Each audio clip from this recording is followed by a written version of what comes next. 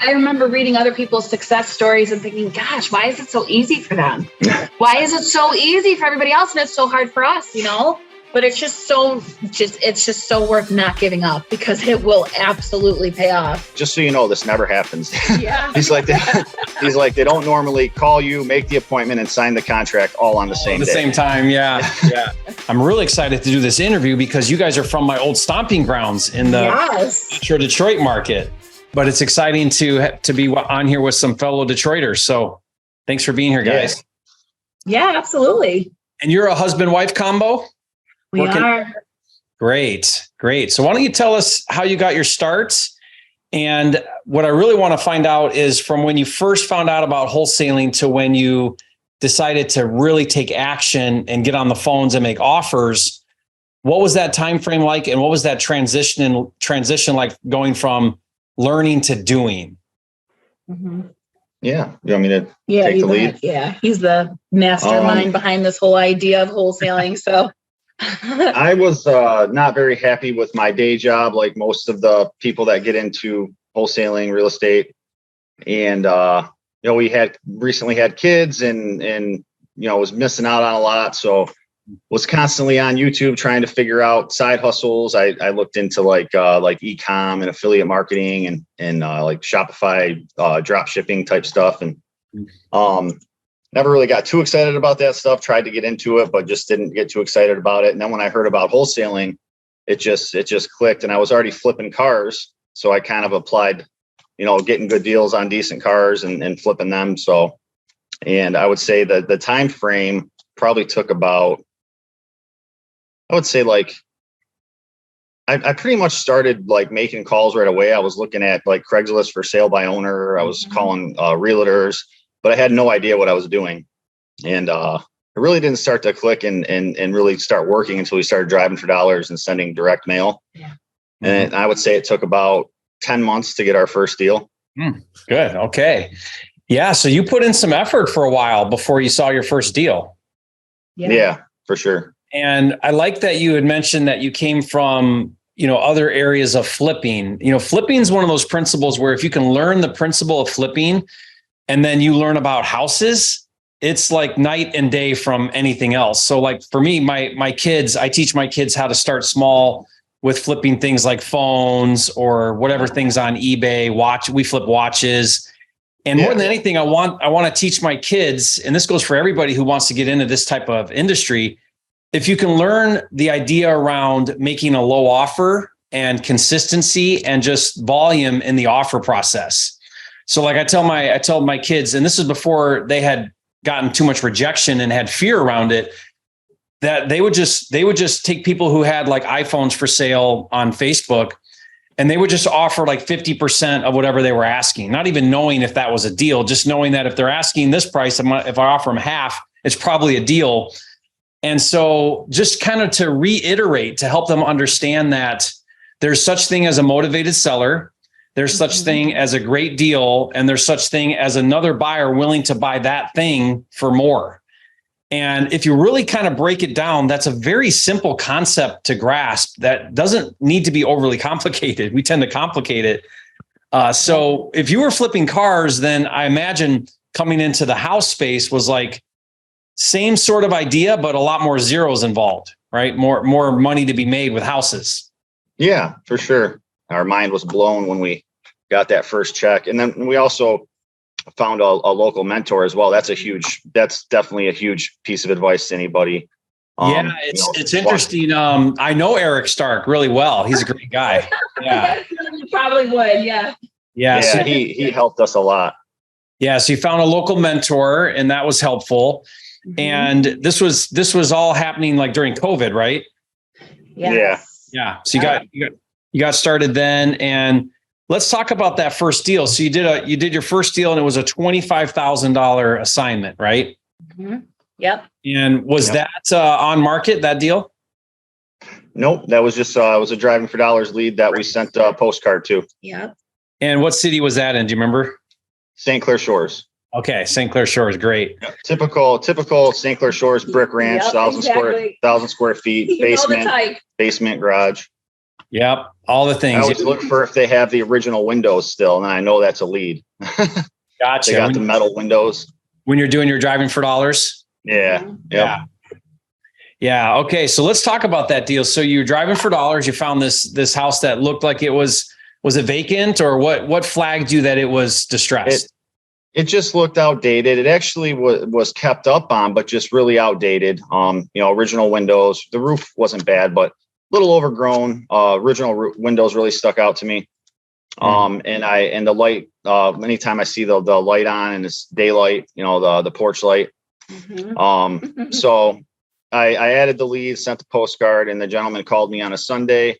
Really nice older gentleman, and he had been staying with his girlfriend for years and just going there one day a week on mail day to check his mail and check on the house. And it was just really outdated. Like, it was really kept up on in good shape, and some of the HVAC had been updated, electrical, AC unit, the roof, but like the kitchen, the bath, carpet was all really mostly original. 1950s. Yeah. And he wasn't renting the property, it was just vacant? No, it was just vacant. It was his parents' home that he inherited. It came up owner occupied. But he wasn't really lit. He was just, like I said, he would just come by once a week, check on it, get the mail, had the neighbors looking at it.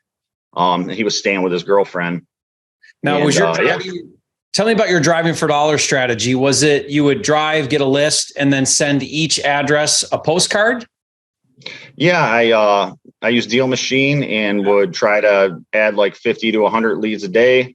I would go driving in the morning after I dropped the kids off at school. And yeah, I would, as soon as I would, at the end of the week, or sometimes even right on the spot, if it was a really hot one, I would just send, the mail right there on the spot. But then I would go through them, a couple times a month and send more mail out. To be honest, I really wasn't keeping track of it the way I should, but just, kind of random. But yeah, he called on a Sunday and ended up going over there same day because he was motivated. We talked price and we were in the same ballpark. Went there same day, got the contract signed same day. Eric was like, just so you know, this never happens. Yeah. He's like, they don't normally call you, make the appointment, and sign the contract all on the same day. Same time. Yeah. Yeah. That's great. Yeah, worked out really well. Were you also skip tracing and calling addresses, or just doing the direct mail? Yep. We were doing some skip tracing and some cold calling as well.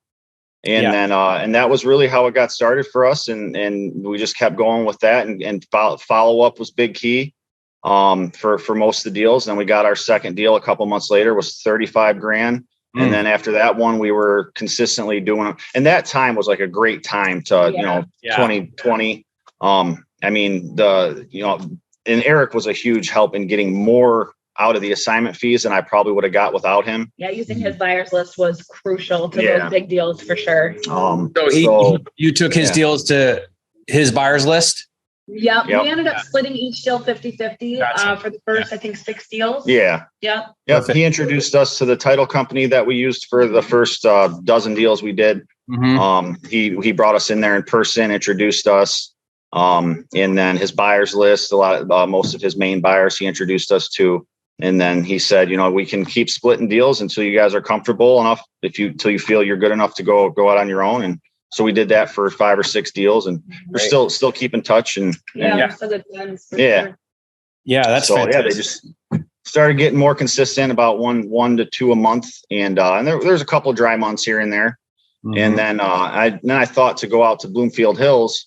Because I was just thinking bigger deals, and I just know there's established older neighborhoods out there, but with higher values.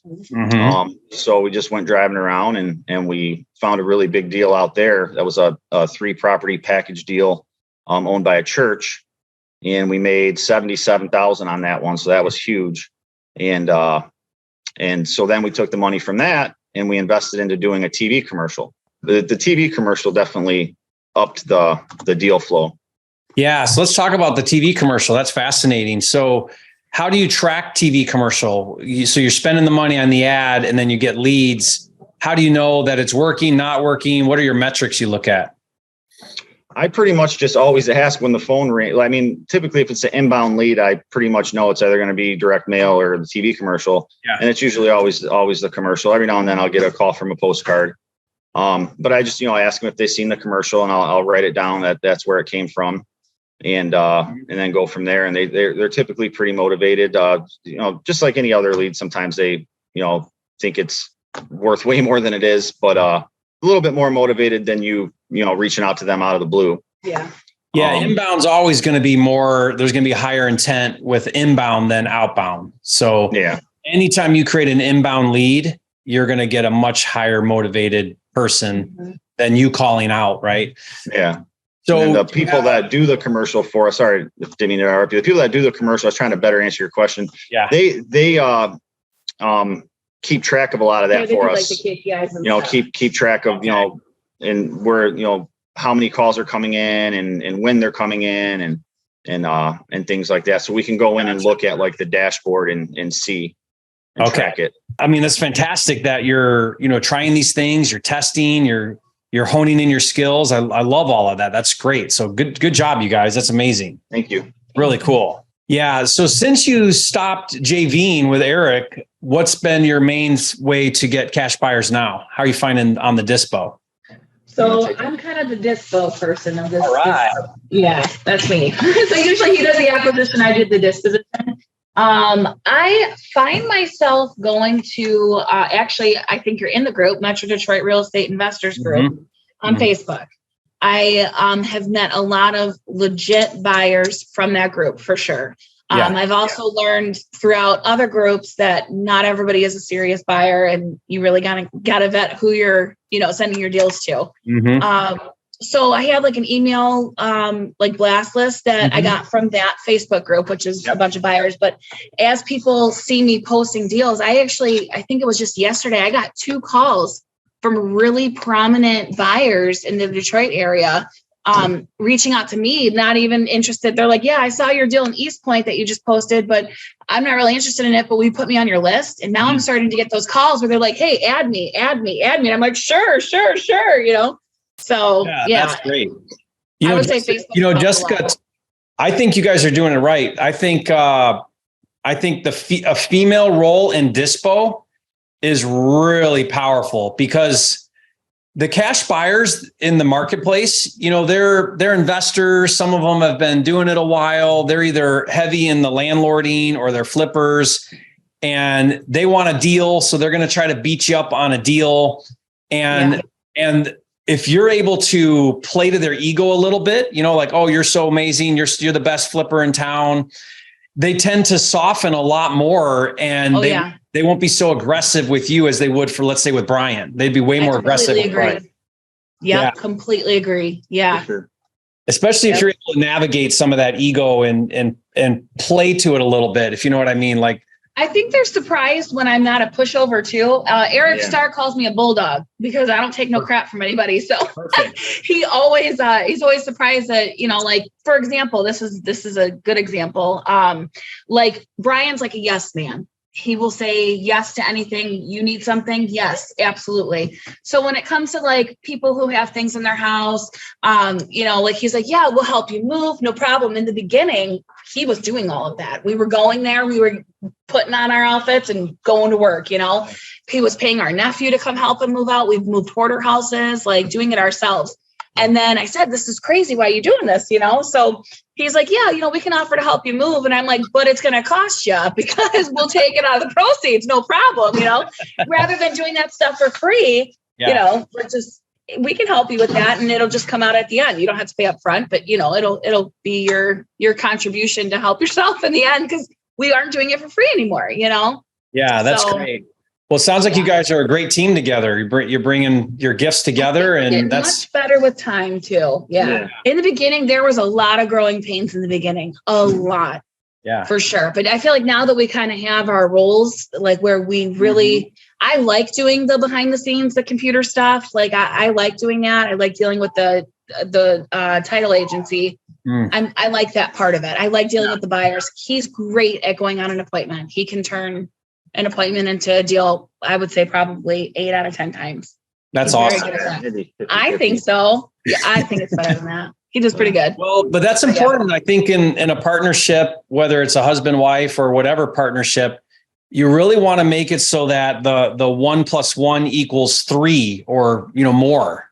Yeah. Because if it's just two people sharing the responsibilities, then you're really just splitting. You could do half as many deals and make just as much. Right now you're a couple, so it all ends up in the same account probably. But the point though is if you really want to be efficient, then you want to take, Brian bring his gifts to the table and Jessica, you bring and when you come together, the synergy actually does more than you would individually on your own.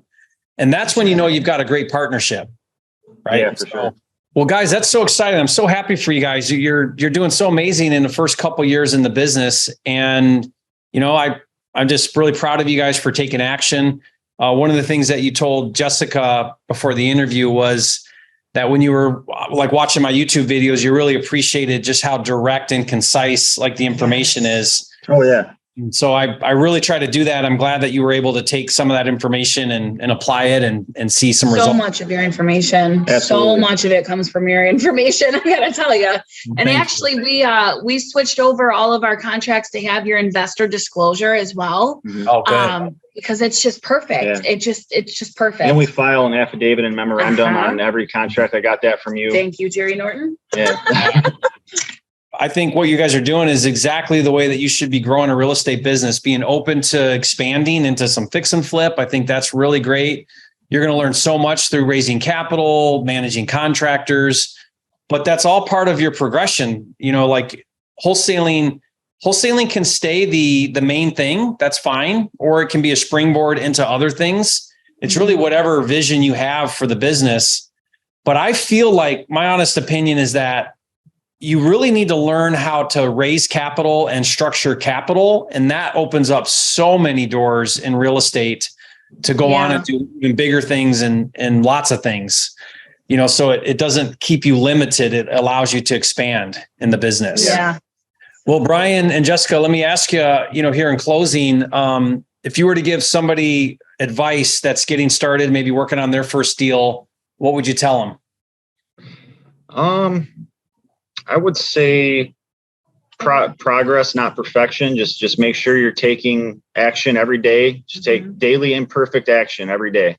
And just write that on your board. Progress, not perfection. Just stay at it. Be consistent. Don't give up no matter how long it takes. You'll eventually get there and it'll start to snowball eventually.